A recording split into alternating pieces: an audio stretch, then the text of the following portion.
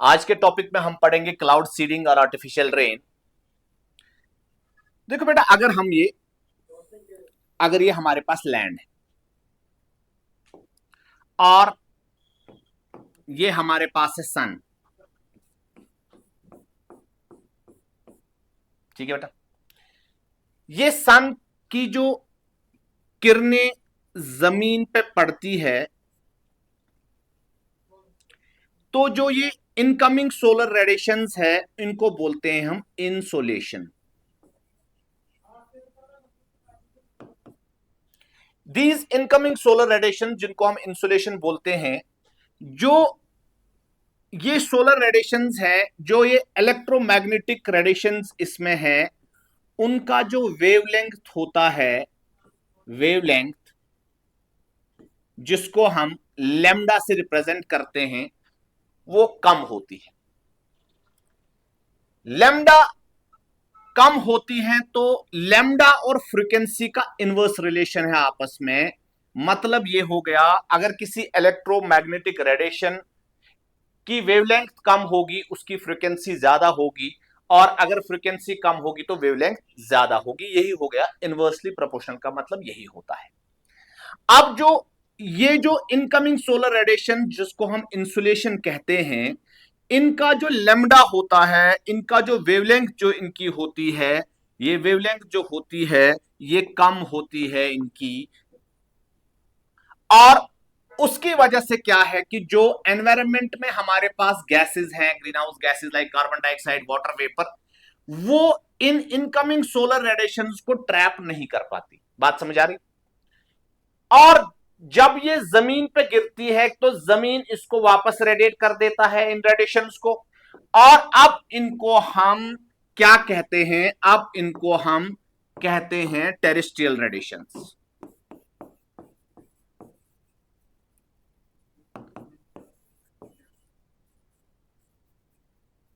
Terrestrial radiations वो radiation जब सूरज की किरणें जमीन से टकराती है, जमीन इनको वापस भेज देती है, वापस रेडिएट करती है। अब इनको कहेंगे हम टेरेस्ट्रियल रेडिएशंस। बात समझ आ रही?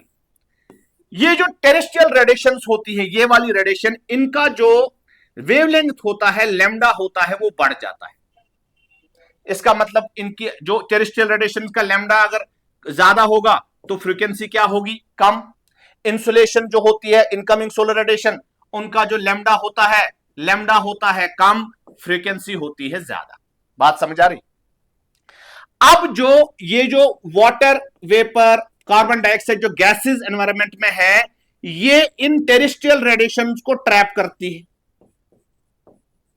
Now they are capable of trapping these what terrestrial radiations because of larger wavelength. बात समझ आ रही? अब देखो, अब अगर हम बोलेंगे जमीन, हमने एक स्टेटमेंट बचपन से पढ़ा है, higher you go cooler it is, higher you go cooler it is. देखो बेटा, मेरी बात सुनो, ये है टेरेस्ट्रियल रेडिएशंस, यहां से ये टेरेस्ट्रियल रेडिएशंस है। टेरेस्ट्रियल रेडिएशन को जो हवाएं यहां पे है एनवायरनमेंट में, वो उनको ट्रैप करती है। तो जमीन जो है, हम बचपन से पढ़ के आए कि higher you go cooler it is. इस स्टेटमेंट को आज मैं समझाऊंगा कि ये क्या होता है। देखो, अगर आप बोलेंगे आज की डेट में, अगर श्रीनगर के प्लेन में आप जाएंगे और आप किसी हिल स्टेशन में, सपोज गुलमर्ग, पहलगाम या सोनमर्ग में जाओ, आप मुझे बताओ गर्मी यहां ज्यादा होगी या गर्मी यहां ज्यादा होगी? बात समझ आ रही? एक कॉमन अंडरस्टैंडिंग के हिसाब से अगर ये सन लेंगे तो लोग सोचते हैं ये तो सन के पास है, ये थोड़ा दूर है। Are you getting what I am saying? लेकिन ठंड यहां ज्यादा होगी हिल स्टेशन पे, और गर्मी प्लेन्स में ज्यादा होगी, बिकॉज जमीन गर्म जो होती है वो नीचे से होती है, because of these terrestrial radiations, because terrestrial radiations can be trapped by the gases in the environment because of their larger wavelength. अब देखो, जमीन नीचे से गर्म होती है, तो यहां पे जो वाटर होगा, यहां पे जो हवा का कॉलम जो ऊपर जाता है, जैसे जैसे ऊपर जाएगा ठंडा होता जाएगा, जैसे जैसे ऊपर जाएगा ठंडा होता जाएगा। इस एयर कॉलम में वाटर वेपर्स भी होते हैं। अब देखो, वो जिसका मतलब यह है कि अगर आप लेंगे ये वाली सरफेस, यहां एयर कॉलम, फिर ये वाला सरफेस, फिर ये वाला पॉइंट, ये वाला पॉइंट, ऊपर अगर हम जाएंगे यहां एयर कॉलम थोड़ा गर्म होगा, जैसे जैसे ऊपर ऊपर जाएगा ठंडा होता जाएगा, जैसे जैसे ठंडा होता जाएगा तो ठंडा जो एयर कॉलम होता है वो एक बुजुर्ग इंसान की तरह होता है। एक बुजुर्ग इंसान को आप पहाड़ी चढ़ाओ और उसके कांधे पे आप लोड रखो, वो क्या करेगा, आधा लोड शेड कर देगा, आधा लोड शेड कर देगा। तो अगर आप ये जो गर्म एयर कॉलम होता है वो एक जवान की तरह होता है, वो लोड बेरिंग कैपेसिटी ज्यादा होती है, वो ज्यादा लोड अपने आप में ले सकता है। अब देखो ये जो हवा का कॉलम है ये जैसे जैसे ऊपर चला जाएगा ये ठंडा होता जाएगा, ये बूढ़ा होता जाएगा, और विद टाइम ये क्या करेगा, जैसे जैसे ऊपर चला जाएगा ये कुछ जो लोड है, लोड इसमें क्या है, वाटर, तो इस वाटर को शेड करेगा। जो वाटर गिरता है in the form of rain और in the form of snow. बात समझ आ रही, डिपेंड करता है टेम्परेचर नीचे कैसे होगा। अब देखो आप अगर यहां पे ये वाला जो है, जैसे मैंने आपको बताया एयर कॉलम ऊपर चला गया, एयर कॉलम में वाटर वेपर्स हैं, जैसे ऊपर चला जाएगा ये ठंडा होता जाएगा, जैसे ठंडा होता जाएगा ये अपना कुछ लोड शेड कर देगा इन द फॉर्म ऑफ रेन और स्नो। ठीक है बेटा। अब देखो अब क्या है कि हम एक चीज समझे, मैंने आपको जिक्र किया था लैम्डा का। लैम्डा मैंने बोला था जो इनकमिंग सोलर रेडिएशन होती है इसकी वेवलेंथ कम होती है और इसकी फ्रीक्वेंसी ज्यादा होती है। ठीक है, वेवलेंथ अगर कम होगी फ्रीक्वेंसी ज्यादा होगी। अब देखो जो टेरेस्ट्रियल रेडिएशन होगा वेवलेंथ उसका ज्यादा होगा और फ्रीक्वेंसी क्या होगी, कम। लैम्डा और फ्रीक्वेंसी आपस में, वेवलेंथ और फ्रीक्वेंसी आपस में इनवर्सली प्रोपोर्शनल है। तो इनवर्स प्रोपोर्शनल का मतलब है कि अगर एक बढ़ जाएगा दूसरा कम होता जाएगा। ठीक है बच्चा। अब देखो आप अगर मैं यहां पे बात करूं, अगर मैं बात करूं ये हमारे पास अगर एक वेव है, ये हमारे पास अगर एक वेव है, ये हो गया क्रस्ट, ये हो गया ट्रफ, ये हो गया क्रस्ट और ये हो गया ट्रफ। बात समझ आ रही।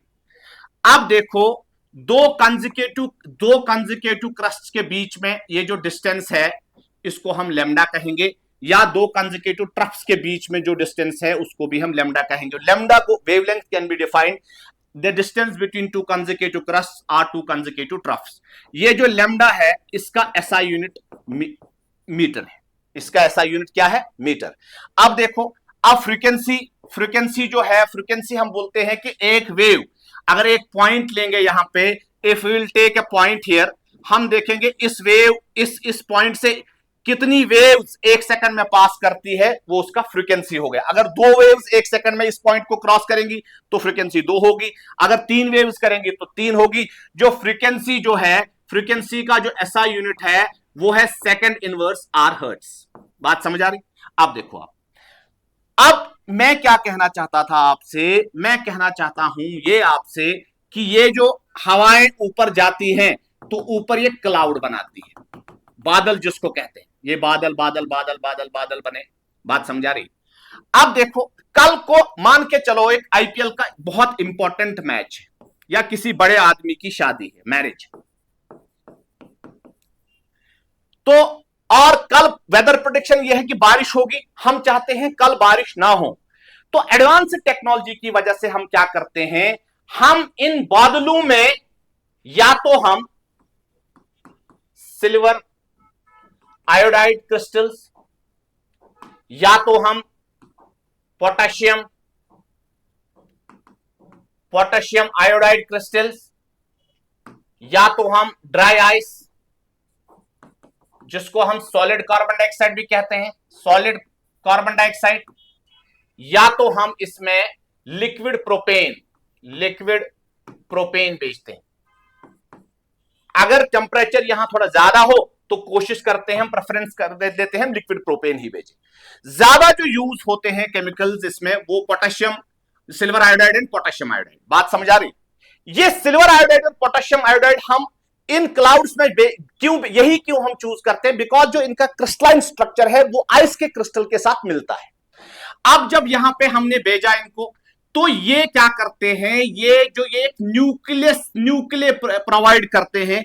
इस न्यूक्लियस के आगे पीछे क्या होती है, इसके आगे पीछे प्रोसेस होती है कंडेंसेशन मतलब हो गया ये जो गैस कन्वर्ट होता है लिक्विड में। और जब यहां पे ये पानी था, पानी वेपर्स में कन्वर्ट हो गया, तो उसको बोलते हैं प्रोसेस को evaporation. Change of liquid into gas is called evaporation, while a change of gas into liquid is called as condensation. अब देखो, ये जो पार्टिकल साइज है, ये जो हमने silver iodide, potassium iodide, dry ice, liquid propane, ये जो यहां पे न्यूक्लियस प्रोवाइड करता है, उस न्यूक्लियस के आगे पीछे कंडेंसेशन होती है, ऐसे वाटर ड्रॉपलेट्स कंडेंस होते हैं, ये कंडेंस होते हैं, और इनका साइज बढ़ जाता है और ग्रेविटी की वजह से नीचे आ जाते हैं। दैट मींस जितने बादल थे हमने आर्टिफिशियली रेन करवाया। इस प्रोसेस को बोलते हैं क्लाउड सीडिंग, या इस प्रोसेस को बोलते हैं आर्टिफिशियल रेन। जो इंपॉर्टेंट इसमें यह है कि हम इसमें कौन सी चीजें यूज करते हैं। We use silver iodide, we use potassium iodide, we use dry ice, we use liquid propane. Liquid, अगर यहां पे टेम्परेचर थोड़ा सा ज्यादा हो तो हम क्या प्रेफरेंस देते हैं, लिक्विड प्रोपेन को। फिर बात समझे। लेकिन जो ज्यादा यूज होते हैं वो है silver iodide and potassium iodide. बात समझ आ रही? Thank you.